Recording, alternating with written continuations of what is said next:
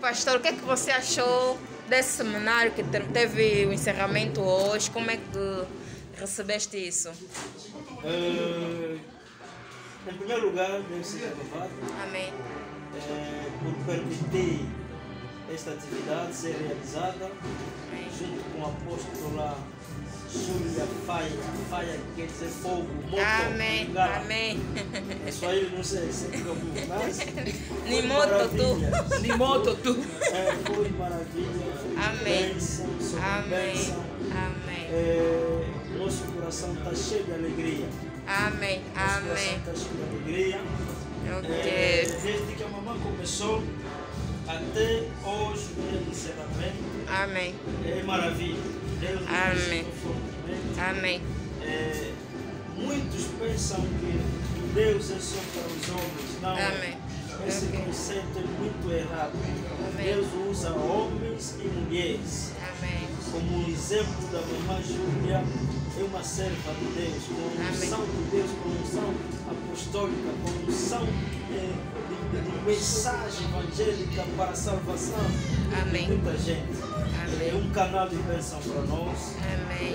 Creio que é a primeira vez, Sim, não sim. poderá ser a última vez. Amém. Nos próximos dias, meses, se Deus permitir, o próximo ano, Sim. vamos agendar mais para a nossa mamãe voltar a vir trabalhar mais. Amém. Poderá Amém. trabalhar conosco, todos nós, e também com as mamãs. Pode ser um seminário só das mamãs. Amém. Vamos planejar isso. Eu Amém. creio que é maravilha. Amém. Deus abençoe a Júlia, Amém. a sua família. Amém. Estão acompanhar. Amém. Todos sejam Epa, que Deus seja louvado. Eu estou sem palavra. Estou sem palavra. Estou a agradecer a Deus porque me deu ainda força. Amém. E a força de Deus.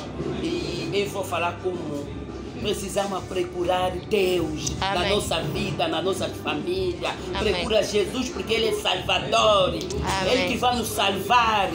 Toluka Yesu na kati ya bomoi na biso bandeko na ngai. Po eza na bato mususu na lobi yango na lingala po bato mususu bayoka. Eza na bato mususu basi mususu te ngai mwasi na koki koteya te. Non! Liboso ya Nzambe esprit ya mwasi na mobali eza te. Amen. Biso nyonso eza esprit moko. Il faut tosalela Nzambe na biso. Toteya bato nyonso baza na baproblème baya na mikumba. Po ye moko alobi yaka na mikumba akokitisa yango. Siko mikumba ovanda nango na ndako. Po na nini? Yaka tozali awa na église ya Papa Noé.